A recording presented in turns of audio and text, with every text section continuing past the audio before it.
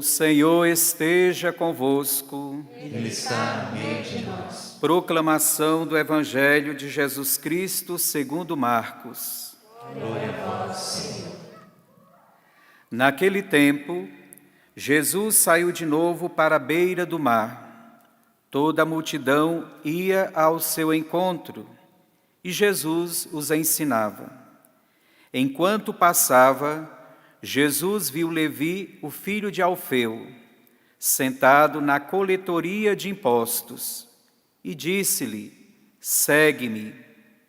Levi se levantou e o seguiu. E aconteceu que, estando à mesa na casa de Levi, muitos cobradores de impostos e pecadores também estavam à mesa com Jesus e seus discípulos. Com efeito, eram muitos os que o seguiam. Alguns doutores da lei, que eram fariseus, viram que Jesus estava comendo com os pecadores e cobradores de impostos. Então eles perguntaram aos discípulos: por que ele come com os cobradores de impostos e pecadores? Tendo ouvido, Jesus respondeu-lhe: não são as pessoas sadias que precisam de médico, mas os doentes. Eu não vim para chamar os justos, mas sim pecadores. Palavra da salvação. Glória a vós, Senhor. Vossas palavras são Espírito, são vida. Tendes palavras, ó Senhor, de vida eterna.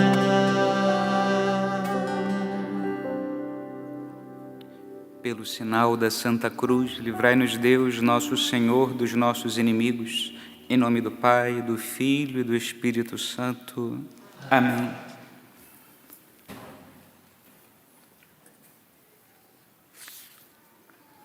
Essas palavras de vida eterna serão as palavras que nós queremos que nos conduzam nesse momento de oração em que nós estamos diante do Deus vivo e verdadeiro. Escutamos na carta aos Hebreus: a palavra de Deus é viva, eficaz e mais cortante do que qualquer faca de 2 gumes. Penetra até dividir a alma e o espírito, articulações e medulas. Ela julga os pensamentos e as intenções do coração. E não há criatura que possa ocultar-se diante dela. Não há nada que pode ocultar-se diante da palavra de Deus. Diante dessa palavra, toda a verdade aparece às claras. E é assim que eu gostaria que você se colocasse nesse momento, onde quer que esteja, diante dessa palavra que penetra o mais profundo da nossa alma, lá onde Deus habita, nessa intimidade em que ninguém mais pode entrar se nós não permitirmos o sacrário vivo da nossa consciência. É ali que nós somos totalmente transparentes, desnudos diante de Deus. Queremos colocar-nos em sua presença com toda a verdade. Mestre, o que é a verdade? Qual a nossa verdade? Não queremos, não é digno da nossa condição de homens, vivermos na mentira. A verdade, como diz o Senhor, é ela que nos liberta. E nós somos chamados a viver nessa liberdade plena dos filhos de Deus, a nos libertar de tudo aquilo que nos escraviza e nos coloca ainda aqui nesse mundo, presos, oprimidos, e queremos essa liberdade total do nosso espírito. Em meio a esse mundo de aparências em que a gente vive, no qual nós somos frequentemente convocados a transparecer aquilo que nós não somos. Quanta cobrança para que nós transpareçamos aquilo que nós não somos. De todos os lados, nós nos sentimos quase que obrigados a dar uma resposta àquilo que as pessoas esperam de nós. Nesse mundo de tantas aparências, nós somos chamados a nos apresentar agora, aqui diante dessa palavra, com toda a nossa verdade. Isso significa que Deus nos chama agora a nos mostrar diante dEle com todas as nossas qualidades e os nossos defeitos, com todos os nossos vícios e nossas virtudes. Não precisamos esconder nada de Deus, pois Ele, que é a palavra, sabe de todas as coisas. Meus irmãos, há uma coisa que nos aprisiona aqui nessa terra, e talvez aconteça também com tua vida, o que acontece na minha e de muitos aqui, que é essa preocupação com a aprovação dos demais. Aquilo que as pessoas esperam de nós, aquilo que as pessoas querem ver em nós.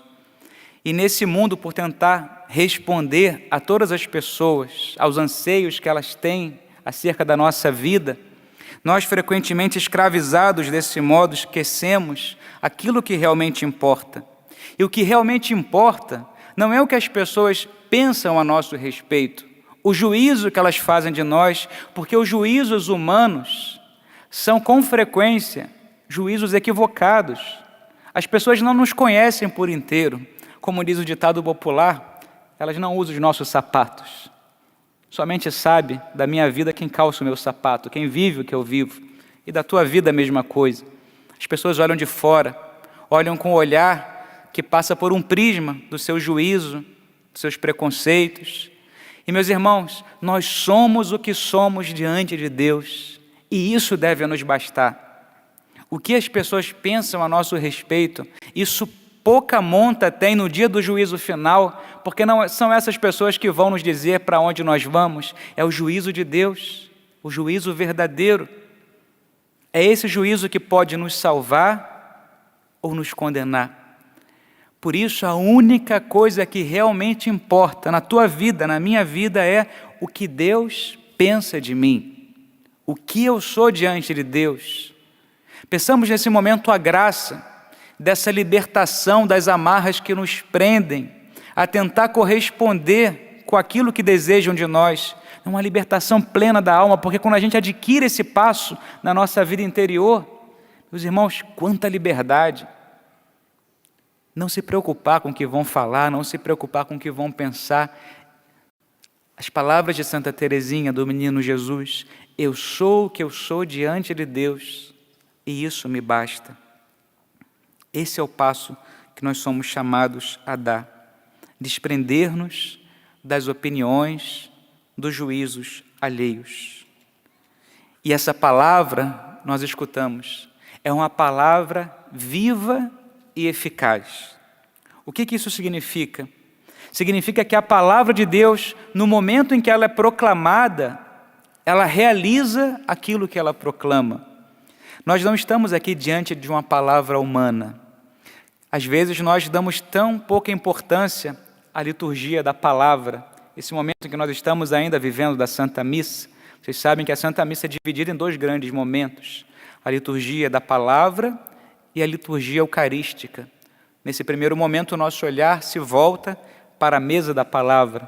Por isso, propositalmente, eu quis fazer a pregação aqui nesse lugar, que é um lugar santo, que nós depositamos sobre esse lugar as páginas dos santos evangelhos, o coração da Escritura. E depois o nosso olhar se dirige para o centro, para o altar de Deus, onde vai acontecer o sacrifício que nos salva, a palavra de Deus que é proclamada e a palavra de Deus que é realizada.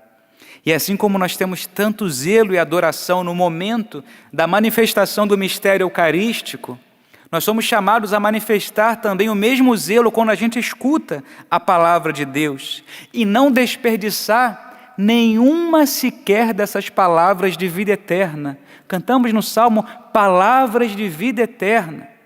É essa palavra que tem o poder de penetrar o mais profundo da nossa alma e nos refazer e nos transformar em homens e mulheres novos, A palavra de Deus é viva e eficaz. Você crê realmente nisso?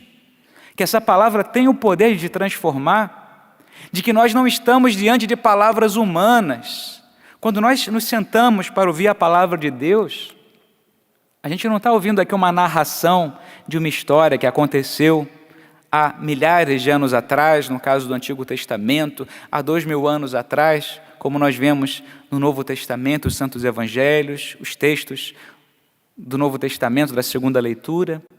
Não, meus irmãos, nós estamos diante de uma palavra atual. Hoje se cumpre essa palavra da Escritura que acabamos de ouvir.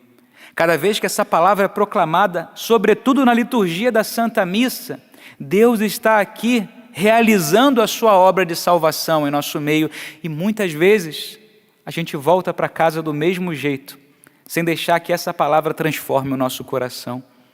Quantas vezes, espero que hoje não aconteça isso, a gente sai da missa sem sequer lembrar qual foi a palavra de Deus que nós escutamos, porque nos sentamos, nos dispersamos, e essas palavras que poderiam transformar a nossa vida por inteiro, como transformou a vida de tantos santos a palavra de Deus. Quantos santos entraram na igreja, ouviram a palavra de Deus e tiveram um giro completo na sua vida.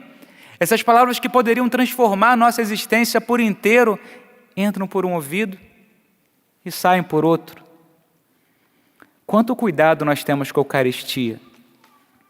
Nós utilizamos na Santa Missa a patena, para que nenhum fragmento da hóstia santa caia no chão. Um zelo, porque ali está o Senhor em seu corpo, sangue, alma e divindade. Nenhum só fragmento da hóstia santa pode ser desperdiçado. Melhor seria se perdêssemos uma parte do nosso corpo do que descartar um fragmento sequer da hóstia santíssima, porque ali está Deus por inteiro. E por que não manifestamos também um grande zelo com a palavra de Deus? E a gente desperdiça palavras que vêm e vão, sem transformar a nossa vida. Santo Agostinho dizia: tenho medo de que Cristo passe e eu o deixe passar. Tenho medo de que Ele passe aqui e eu nem perceba a sua presença. Jesus está passando aqui. Jesus está em nosso meio. A sua palavra está aqui presente. Ele está nos falando agora. Portanto, encare esse momento não como um momento de formação. Nós não estamos aqui ouvindo uma palestra. É um momento de oração. Portanto, o mais importante aqui não são as palavras do sacerdote, mas aquilo que Deus quer realizar na tua alma. Aproveita esse momento para deixar com que essa palavra vá penetrando no mais profundo do teu ser e vai revelando a tua verdade. A tua verdade. Senhor, mostra-me a minha verdade. Mostra como eu estou, a situação da minha alma, o que eu preciso melhorar, o que é necessário arrancar da minha vida, o que é necessário acrescentar em meu ser.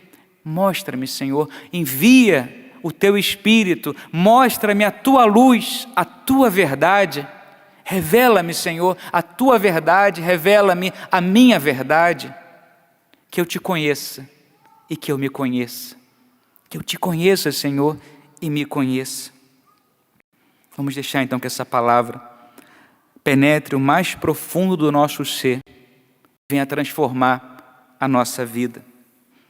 Hoje, a liturgia da igreja nos brinda com esse texto maravilhoso do Evangelho, em que se narra a vocação de São Mateus, de Levi, um dos 12 apóstolos.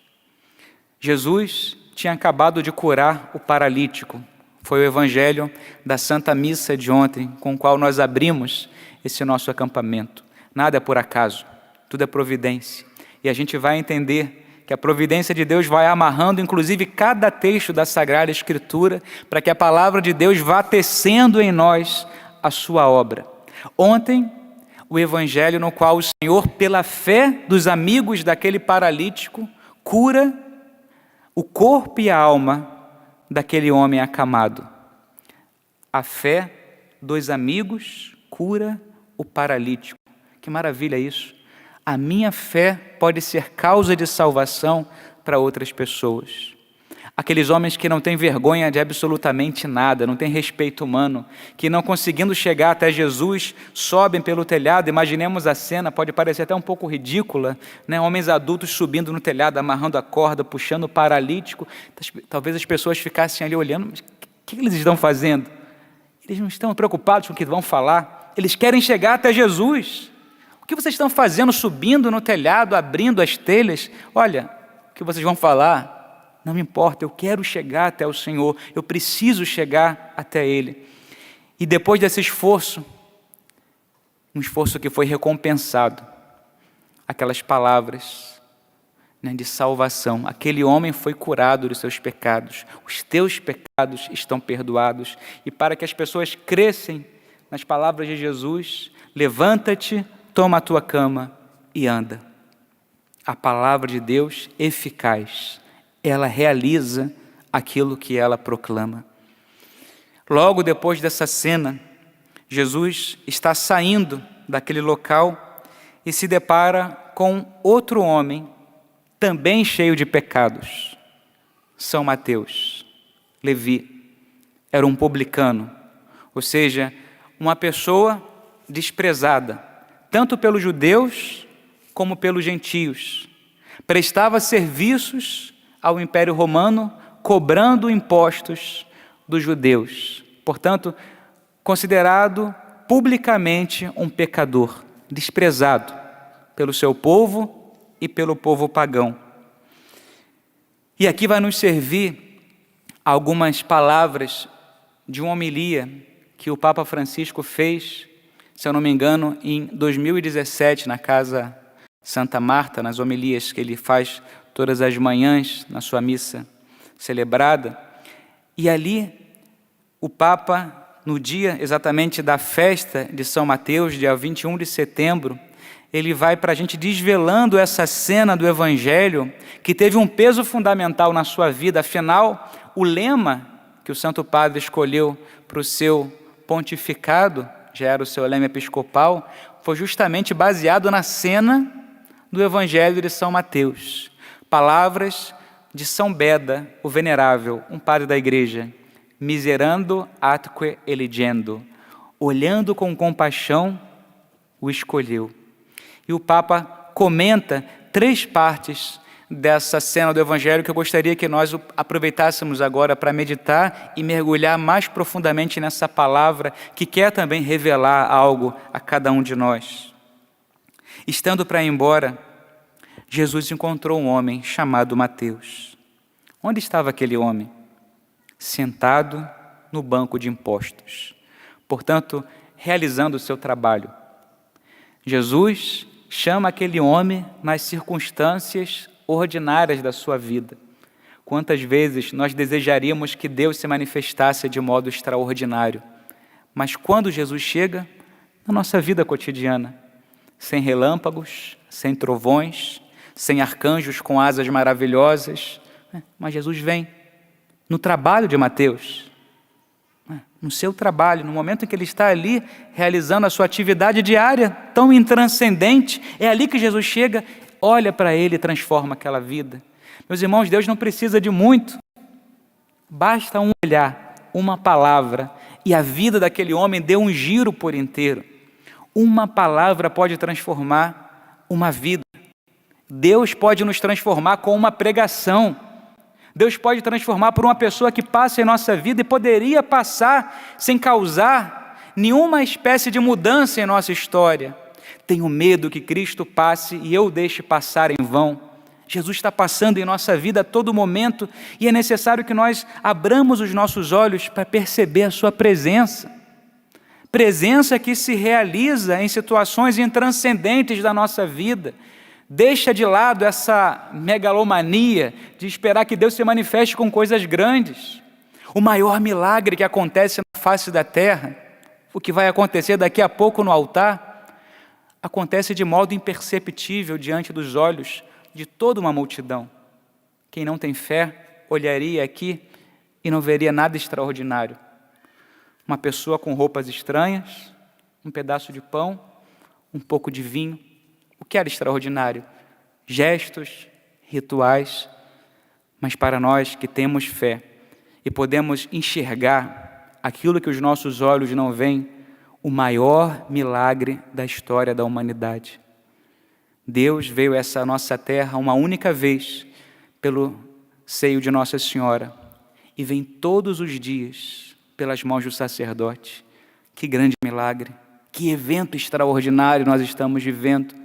Não vivamos a Santa Missa como se fosse um evento qualquer dentre as nossas atividades, dentre os nossos momentos de oração. Estamos falando tanto hoje abundantemente sobre oração, sobre intimidade com Deus, e a missa não é só mais um item dentro da nossa lista de realizações na vida espiritual, na nossa oração. A missa é o mais importante, o mais extraordinário que nós podemos ter. Portanto, se podemos participar da missa presencialmente, meus irmãos, não deixemos essa graça passar. Nós assistimos missas pela TV, pelos meios de comunicação, porque muitas vezes estamos impedidos de poder participar presencialmente. Mas se a gente pode ficar na comodidade do nosso sofá, quando eu posso receber Jesus em meus lábios, como eu posso adorar o meu Senhor presencialmente, meus irmãos, é aqui que se manifesta o amor. Será que se você fosse encontrar com a pessoa amada, pudesse encontrá-la, você ficaria satisfeito simplesmente com uma videochamada? Não, por aqui está bom, não preciso enxergar não.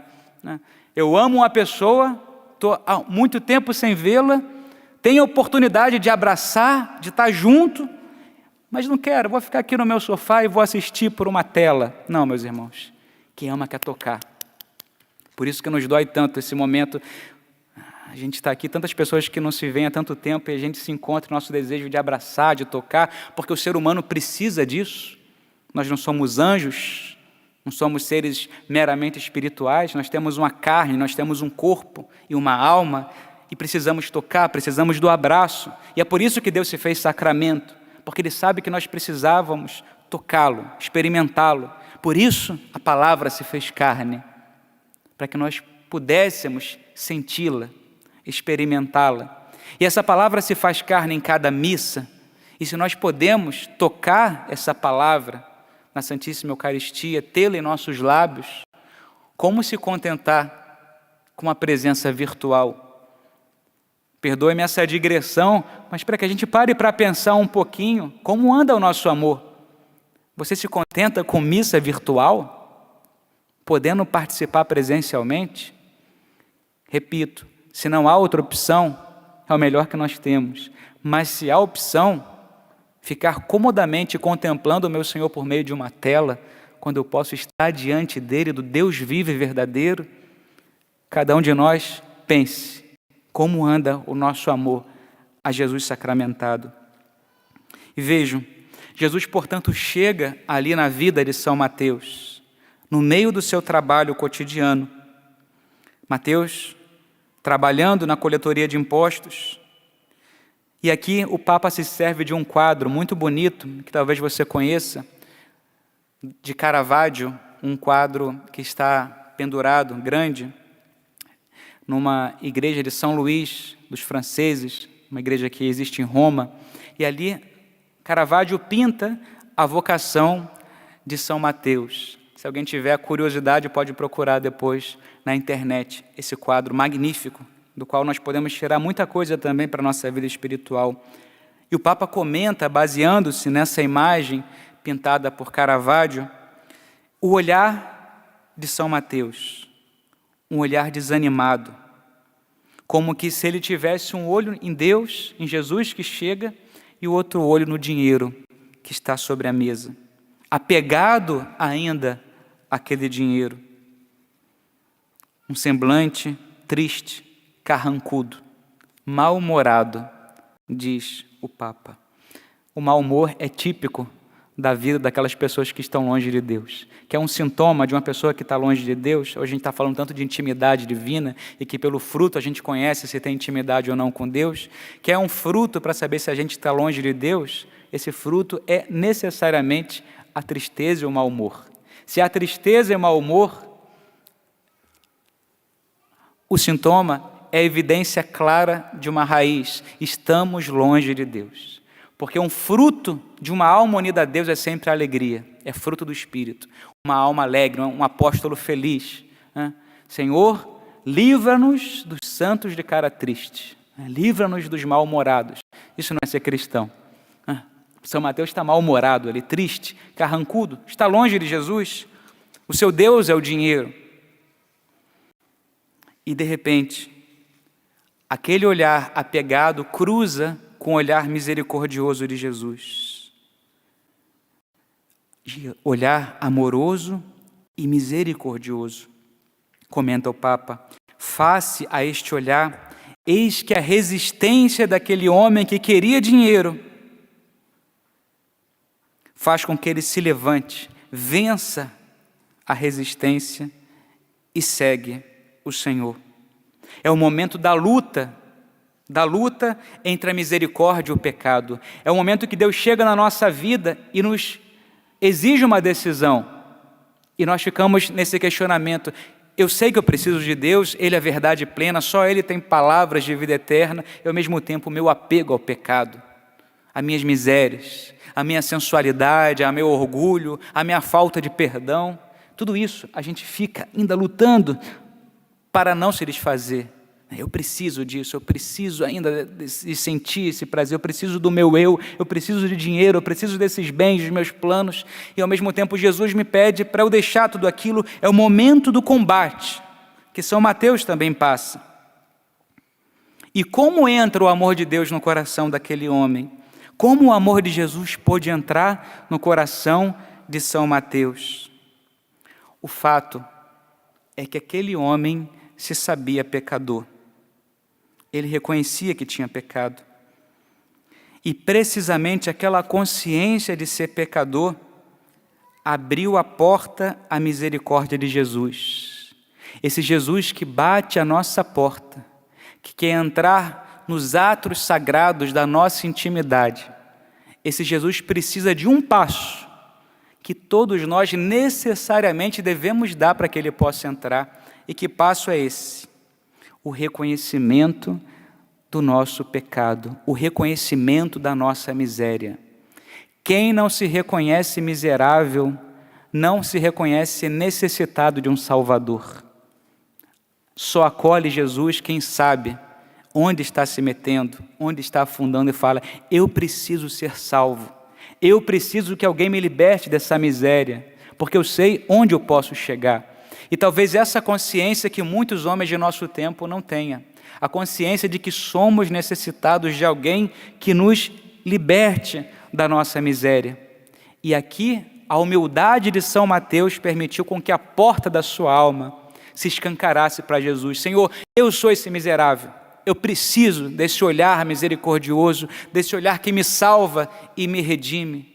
Meus irmãos, o reconhecimento do pecado é algo muito importante na vida de quem quer ser cristão. O reconhecimento da nossa condição. Sentir-se pecador, são palavras do Papa Francisco, é a primeira condição para receber este olhar de misericórdia. Sentir-se pecador.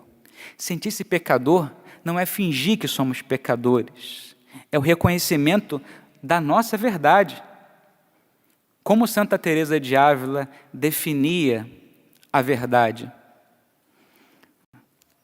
A verdade, a humildade, ela identificava com a verdade. Humildade e verdade são intercambiáveis. A humildade é a verdade é a humildade. E a humildade é reconhecer que nós não somos nada, que nós não valemos nada, que nós temos muitas misérias. E esse reconhecimento da humildade, ele é a verdade acerca da nossa vida. Quem sou eu, Senhor, e quem és Tu?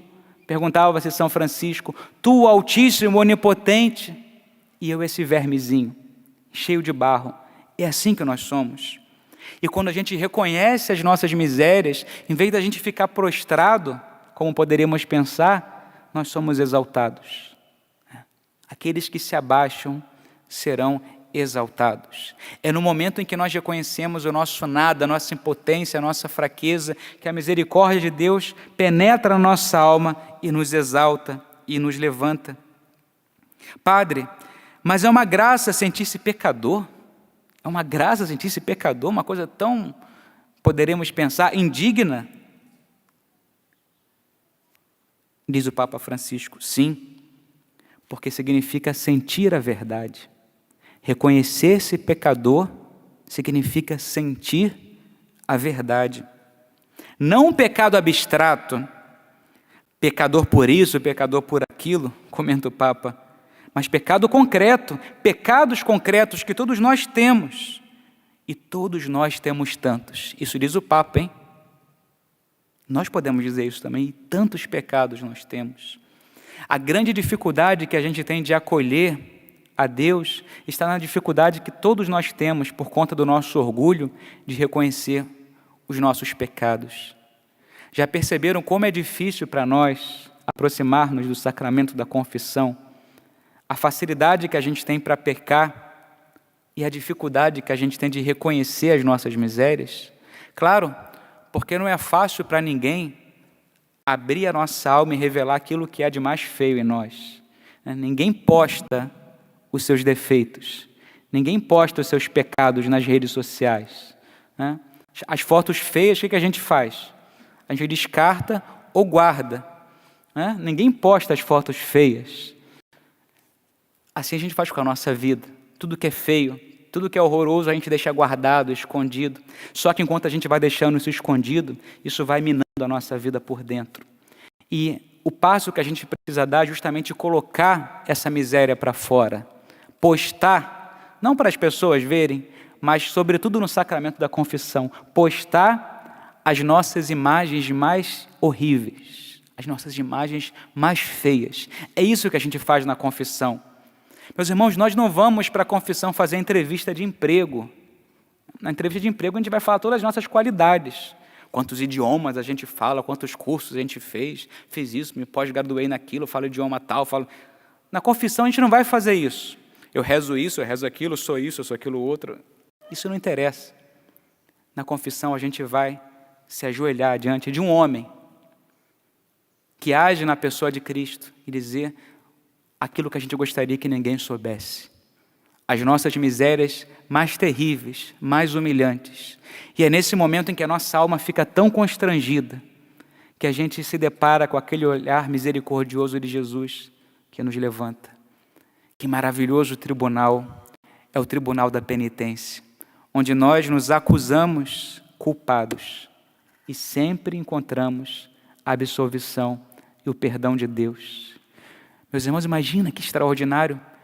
E a gente já sabe que vai ser perdoado, porque se há um verdadeiro arrependimento, sempre haverá o perdão de Deus. Imagina que extraordinário eu saber que quando eu disser, eu sou culpado, eu vou ouvir Jesus, eu sei que você é culpado, mas eu te perdoo.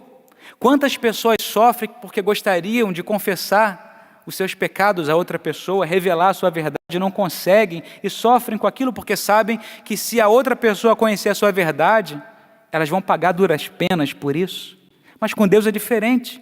Quando a gente reconhece a nossa verdade, o nosso nada, a nossa fraqueza, a gente encontra aquele abraço de um pai que nos diz, ninguém te condenou, eu tampouco te condeno. Vai, não peques mais. E aquele momento tão humilhante se transforma no momento da alegria. É essa alegria que São Mateus experimentou no mais profundo do seu coração. E é por isso que ele dá o segundo passo. Depois do momento do encontro que ele faz, uma grande festa. São Mateus convoca uma festa com seus amigos. E quem são os amigos de Mateus? Um bando de pecadores. Tudo da mesma laia de Mateus. Todos publicanos. É o momento, segundo o Papa Francisco, da festa. A festa que não pode faltar na vida cristã. A festa que é fruto da alegria. A festa da nossa fé. Um cristão, ele é festeiro por natureza. Porque Jesus causa em nós isso, a alegria. E essa alegria é efusiva, ela transborda. Queremos celebrar, queremos alegrar-nos com o Senhor. Ele me salvou. o olhar de Jesus me salvou. E nós queremos convocar as pessoas para participarem da nossa alegria. É o que São Mateus faz. E vejam o que São Beda comenta acerca dessa festa. E aconteceu que, estando ele em casa, muitos publicanos e pecadores vieram e puseram-se à mesa com Jesus e seus discípulos. A conversão de um publicano deu a muitos publicanos e pecadores o exemplo da penitência e do perdão. Belo e verdadeiro prenúncio. Aquele que seria apóstolo e doutor dos povos, logo no primeiro encontro arrasta para si uma multidão de pecadores para a salvação. Assim inicia São Mateus o ofício de evangelizar desde os primeiros começos de sua fé, aquele que viria a realizar este ofício plenamente e com merecido progresso das virtudes. Contudo, se quisermos indagar pelo sentido mais profundo desse acontecimento, nós o entenderemos. A Mateus foi muito mais grato o banquete na casa do seu coração, preparado pela fé e pelo amor, do que o banquete terreno que ele ofereceu ao Senhor. Atesta-o aquele mesmo que diz, e atenção, aqui nós encontramos Jesus falando dentro desse nosso acampamento. Eis que estou à porta e bato. Se alguém ouvir a minha voz e abrir a porta, entrarei e cearei com ele, e ele comigo. Aqui foi a maior festa da vida de São Mateus, a festa que Deus mesmo preparou no seu coração, quando ele acolheu Jesus em sua alma. E a festa exterior era só um reflexo dessa festa, grande festa que habitava o seu coração. Ali estava Jesus com ele. Aqui está a verdadeira festa. Se a gente faz uma festa exterior sem essa raiz interna, essa festa é postiça. Como as máscaras que existem hoje em dia. As máscaras para esconder as dores que ninguém gostaria de mostrar. São muitas pessoas que festejam, que sorriem, que tiram muitas selfies maravilhosas para esconder as dores que trazem no seu peito. E aqui está a verdadeira festa, a festa que nasce de dentro para fora. Jesus antes veio festejar no coração de Mateus e é por isso que ele faz uma festa externa. E é nesse momento, então, em que a misericórdia começa a se espalhar entre os demais. Que grande alegria, que grande alegria. Como a alegria que há no céu quando um só pecador se converte. Mas, claro, essa alegria incomoda. E já naquele momento há o período do escândalo. É a terceira parte da meditação do Papa Francisco. O encontro, a festa e o escândalo. Por que o escândalo? Porque aqueles judeus eram incapazes de imaginar como é que Jesus, se de fato é um verdadeiro profeta, pode sentar com aqueles pecadores, com aqueles homens desprezíveis. Ah, meus irmãos, assim é o modo de Jesus agir. Imagine se nós fôssemos fundar uma igreja, se nós fôssemos realizar uma empresa humana, certamente nós escolheríamos os melhores, as pessoas mais capacitadas. A lógica de Deus é muito diferente da nossa. Deus vem a essa nossa terra e escolhe a escória da humanidade para formar os seus discípulos. E é graças a esse, Senhor, a esse estranho mau gosto que o Senhor tem, que eu estou aqui e que você está aqui. Porque nós não temos mérito nenhum para estarmos sentados aqui nessa Santa Missa. É pura graça de Deus. Se não fosse a misericórdia de Deus, a nossa vida já teria acabado há muito tempo. E eu preciso entender que esse olhar misericordioso, que outrora o Senhor lançou sobre o olhar de Mateus, Ele lança constantemente sobre mim, tão necessitado do seu amor. A igreja, meus irmãos, é, como gosta de dizer o Papa Francisco, um grande hospital. Um hospital de pessoas doentes, de pessoas feridas. E é por isso que nós estamos aqui. Não é a casa dos perfeitos, é a casa daqueles que necessitam de um médico divino. Comenta Fulton Sheen, esse grande bispo estadunidense, que certa vez alguém disse, mas eu não vou para a igreja porque a igreja está cheio de hipócritas. Ele disse, mas pode vir porque tem lugar para mais um. tem lugar para mais um hipócrita aqui, tem lugar para mais uma pessoa miserável, sempre tem lugar na nossa casa. Nós não somos melhores que ninguém. Meus irmãos, se a gente pensar nisso, vamos recusar como uma grande tentação, porque a verdade é: eu sou necessitado desse médico divino, eu sou necessitado de um Salvador, eu sou pecador e necessito desse perdão para sobreviver. Ai de nós se não fosse esse olhar misericordioso. E como Jesus é capaz de olhar assim e querer assim e dar oportunidade a alguém assim de ter uma vida nova? Qual o segredo desse olhar de Jesus? O segredo não é outro senão o seu amor, que vai até as últimas consequências. A dificuldade que nós temos de perdoar é no fundo, uma manifestação da nossa dificuldade de amar. Aqui certamente tem muitos pais e mães, vocês com os filhos de vocês. Imagine se nós nos deparássemos com as pessoas como nos deparamos todos os dias, com ladrões, com corruptos, com assassinos. A gente olha e pode pensar, são pessoas desprezíveis. São pessoas desprezíveis que não deveriam nem sequer estar aqui em nosso meio. E nós ficamos postando que está cansado da humanidade, né? A humanidade isso, a humanidade aquilo, nós perdemos a caridade. Meus irmãos, nós estamos também no mesmo saco. Ou a gente acha que é a salvação da humanidade? A humanidade não é melhor porque eu faço parte desse grupo. Mas vejam só, quando nós olhamos assassinos, corruptos, pecadores, um pai e uma mãe dessas pessoas, olha para essas pessoas e diz: é o meu filho. A gente diz: é um ladrão. Um pai ou uma mãe vai dizer: é o meu filho. Dá uma chance para o meu filho. Porque um pai ou uma mãe ama de verdade a sua prole.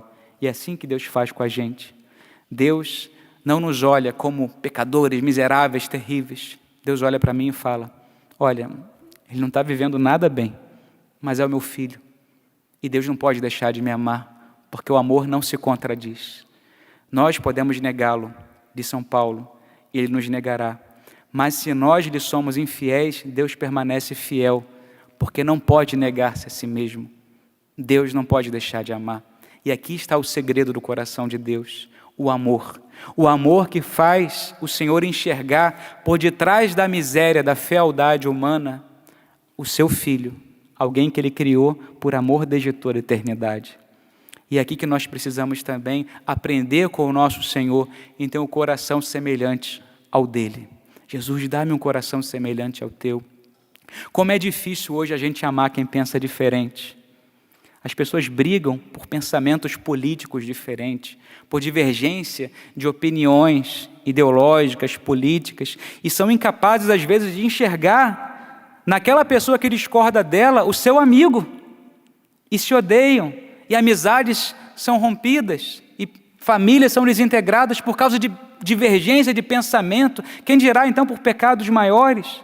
Meus irmãos, qual o segredo para a gente fazer o movimento contrário? Aprender a enxergar por detrás de um pensamento diferente uma pessoa, um ser humano, por quem Jesus deu sua vida. É muito fácil a gente ter nossa rede social somente com as pessoas que concordam com a gente. Meus amigos são aqueles que concordam comigo, mas Jesus veio a essa nossa terra morrer por quem não concordava com Ele, por quem não era santo. E é esse amor de Deus que veio causar esse constrangimento no coração de São Mateus, um constrangimento santo de querer corresponder a tal amor. Porque Deus ama o pecador e chama o pecador à conversão. Esse passo nós não podemos esquecer. Chama o pecador à santidade. E o pecador que se sabe muito amado quer também corresponder com tal amor. Hoje nós olhamos para a nossa fraqueza e podemos ter a tentação de desanimar, de achar que o Evangelho não é para mim. E é o contrário. O Evangelho é para você que se reconhece necessitado da graça de Deus. É para você que não tem mérito algum. É para você que não consegue rezar como convém. É para você que repete os mesmos pecados e tenta lutar e se livrar e não consegue. E cai uma e outra vez. O Evangelho é para você. Termino com as palavras do literato francês Charles Péguy. Se necessitas de virgens, Senhor, se necessitas de valentes sob teu estandarte, Aí estão Clara, Teresa, Domingos, Francisco, Inácio. Aí estão Lourenço, Cecília.